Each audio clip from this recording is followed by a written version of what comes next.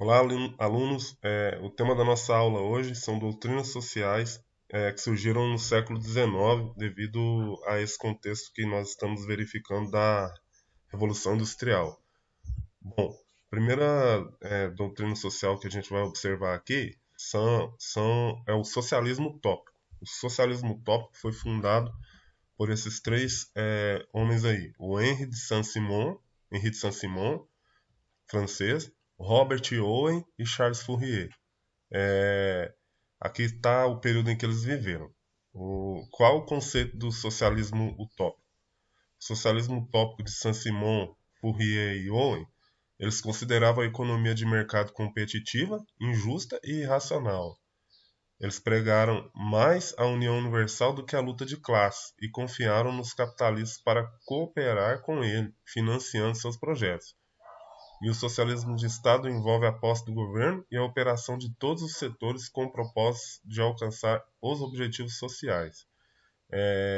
Eles acreditavam é, na união do capitalista com do burguês, segundo a ótica marxista, do burguês com o proletário para que ocorresse justiça social, melhorias de trabalho, entre outras coisas. Por esse motivo, eles foram considerados como socialistas utópicos, porque uma utopia é um sonho impossível de se realizar. Então, segundo a visão marxista, o socialismo era utópico, ele era algo impossível de ser realizado. Aí, na sequência, vem o socialismo científico. O socialismo científico foi uma doutrina um, que surgiu em consequência dos estudos de Karl Marx e Friedrich Engels da sociedade, sobretudo um viés econômico, né? E aí o Karl Marx e Friedrich Engels eles tentaram apontar soluções para a questão da desigualdade social, da exploração do trabalhador, entre outras coisas. A, os estudos dele ficaram conhecidos como materialismo histórico dialético. A concepção materialista da história. Produção e com ela a troca de produtos é a base de toda a organização social. Em todas as sociedades, a história é determinada pela produção econômica. Então, o materialismo histórico é o nome para designar a concepção dos roteiros da história universal que vê a causa final e a causa propulsora decisiva de todos os acontecimentos históricos importantes, do modo de produção e de troca, na consequente divisão da sociedade em diferentes classes e nas lutas dessas classes entre si. Então, para o Karl Marx, a sociedade ela era uma sociedade que vivia em constante luta de classes. E essa luta de classes é que faria com que a sociedade atingisse o progresso. A sociedade iria melhorar através da luta de classes. Agora, o conceito de socialismo. Verdadeiros socialistas defendem uma sociedade totalmente desprovida de classe, na qual o governo controla todos os meios de produção e distribuição de bens. Os socialistas acreditam que esse controle seja necessário para eliminar a competição entre as pessoas e para colocá-las em igualdade. Então, a partir desses estudos, surge esse conceito de socialismo, e o socialismo acredita que a sociedade ela não pode existir classe. A sociedade tem que ser igual. E dessa forma não vai existir mais desigualdade. E para isso, eles acreditam que o governo deve controlar os meios de produção e de distribuição de bens. Agora, como que isso vai ocorrer para o socialista? Bom, a sociedade, segundo o conceito marxista, ela está dividida em superestrutura e infraestrutura, que está aqui representado nessa pirâmide como fundação da sociedade. O que é a superestrutura? Trabalham muito isso em sociologia. É a arte, as leis, a religião, a ideologia, a educação, o governo e os valores. Essa é a superestrutura. E a infraestrutura? São as relações de produção e os meios de produção. As relações de produção são as classes sociais e os meios de produção, os recursos e a tecnologia que vão ser utilizados para se produzir, seja um produto industrializado ou um produto ligado à agricultura.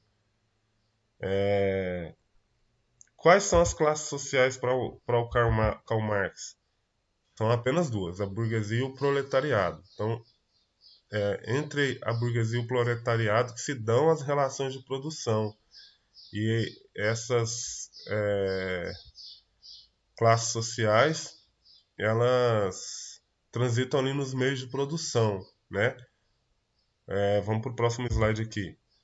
Aqui nesse slide a gente vê um pouquinho dessa questão das relações de produção, dessas relações de produção dentro dos meios de produção. Então aqui a gente vê, por exemplo, segundo essa óptica marxista, o burguês e o proletário. O burguês, o dono dos meios de produção, que a gente vê a indústria, a exploração de petróleo para fazer com que essa indústria funcione. E o proletário é o cara que trabalha aqui dentro dessa indústria para fazer essa indústria se movimentar. Então, os meios de produção, a indústria, o dinheiro que faz essa indústria funcionar. E o proletário é o cara que trabalha nessa indústria. E esse proletário, ele não é dono dos meios de produção. Os meios de produção, eles pertencem ao burguês. O proletário, a única coisa que ele tem de si mesmo é o seu salário, que ele vende para o burguês a fim de sobreviver. Então, ele trabalha para as empresas, trabalha dentro da empresa do burguês e ele trabalha em troca de um salário. Que até nessa imagem a gente vê que está representando também um cara que está protestando contra a degradação do meio ambiente, né? Porque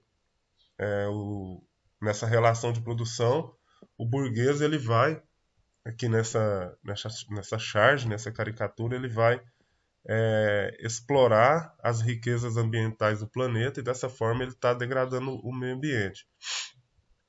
E esse rapaz aqui do outro lado ele está até com uma proposta de utilizar o meio ambiente de forma responsável. A gente vê aqui o reflorestamento, a gente vê a, a proposta da energia eólica, a energia solar, enfim, com o objetivo de fazer um desenvolvimento sustentável a fim de que o planeta não seja destruído. Na outra imagem aqui, esse quadro aqui é do Cândido Portinari, o lavrador de café. Nós vemos este rapaz aqui que representa o proletário. Ele está trabalhando numa lavoura de café, portanto aqui é o meio de produção, né? A fazenda. Aqui no fundo a gente vê um trem de ferro que é utilizado para transportar a produção cafeicultora. Então a gente vê aqui o burguês, aliás, a gente vê o proletário aqui, o lavrador de café, que trabalha para o dono dessa fazenda. Então aqui ele está trabalhando em troca de um salário, a única coisa que ele tem é o salário. E quem é o dono da fazenda é o burguês. E aqui eles estão modificando totalmente a natureza, como a gente pode ver. Provavelmente aqui tinha uma floresta, aqui a gente vê um toco de árvore cortado. E agora, lá no fundo, a gente vê mais uma reservinha de árvores. Mas no restante, o que predomina aqui é a lavoura de café, né? E tem um trem de ferro passando lá no fundo, que é utilizado para escoamento dessa produção de café. Então aqui a gente observa essa, como a gente viu lá na pirâmide, essa relação de produção. O proletário trabalhando aqui na propriedade do burguês. E aí, o Marx então propõe uma luta de classe, a luta de classe do proletariado contra a burguesia. E chega a essa conclusão porque quando ele foi analisar a história da humanidade, ele percebeu que sempre existiu luta de classe, do escravo contra o senhor, do servo contra o senhor feudal, e a luta de classe do momento dele lá é a do burguês contra o proletário. Então o proletário só vai alcançar sucesso, só vai alcançar melhores condições de vida se ele se mobilizar para lutar contra o burguês, lutar por melhores condições. Na aula passada nós vimos a questão dos sindicatos, a questão do ludismo, a questão do cartismo, e a gente observa que esses operários se mobilizaram para buscar melhorias de condições, né, para não serem tão mais explorados, e as coisas foram acontecendo. Agora, isso é uma concepção marxista. Se a gente observar, existem outras concepções para a luta de classes. O Ludovic von Mises, que é um economista que defende o capitalismo, ele vai partir de outra premissa. E, inclusive, a atividade que eu vou passar para vocês essa semana, ela traz uma outra visão para essa questão de luta de classes. Então, voltando lá no primeiro slide aqui sobre socialismo, o Karl Marx ele vai propor então a união desse proletário da cidade, o operário, e esse proletário do campo, o agricultor, para lutar por melhores condições de vida, certo? E aí, o Marx ele identifica essas duas classes sociais, como a gente tinha visto, e ele identifica relações de exploração da classe dos proprietários, a burguesia, sobre a dos trabalhadores, o proletariado. Isso porque a posse dos meios de produção, sob forma legal de propriedade privada, faz com que os trabalhadores, a fim de assegurar a sobrevivência, tenham de vender sua força de trabalho a um empresário capitalista, o qual se apropria do produto do trabalho de seus operários. Então, os meios de produção pertencem ao burguês, segundo essa óptica marxista. E a única coisa que o proletário tem é a sua força de trabalho que ele vende para o burguês em troca de um salário para sobreviver. E aí, para que essa sociedade ela transite para uma sociedade mais justa, uma sociedade mais igualitária, onde não tem tanta exploração, tanta desigualdade, o Marx propõe a luta de classes que vai levar à revolução do proletariado. Então a sociedade ela vai transitar desse capitalismo que tem essas características aí, né? A divisão em classes sociais, a economia de mercado, comandada por empresas particulares, e a propriedade, com ênfase na propriedade privada dos meios de produção. Ela vai transitar para esse socialismo aí, que é uma sociedade igualitária, sem divisão de classe, economia planificada e centralizada, controlada pelo governo, e a ênfase na propriedade coletiva dos meios de produção. Então, a sociedade vai transitar desse capitalismo para esse socialismo. E aí ele vai propor, então, nesse livro Manifesto Comunista, a revolução do proletariado. Ele termina o livro até dizendo: proletários do mundo, univos. Para os proletários pegar em armas mesmo para tomar os meios de produção do controle do burguês e passar para o controle do Estado. E aí ele propõe a ditadura do proletariado. E ele acredita que no futuro isso vai acabar progredindo para o comunismo.